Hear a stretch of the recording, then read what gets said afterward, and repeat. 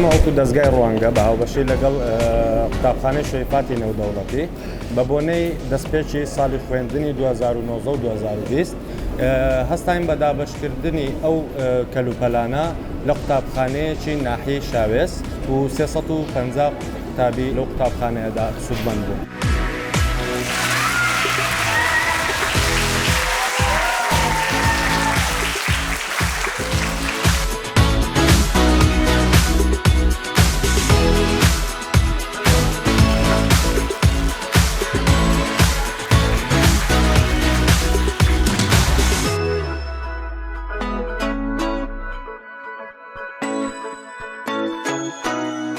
هاوکاری و هەڵپشتی دەستگای ڕوانگە هەستاین بە هەڵمەتێک ئەویش کە بتوانین یارمەتی قوتابخانەکانی حکوومیەکان بدەین لە هەرێمی کوردستاندا.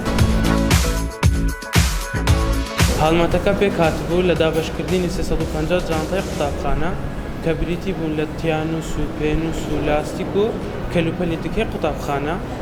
هیوادارم سوود لێ وەربگرن.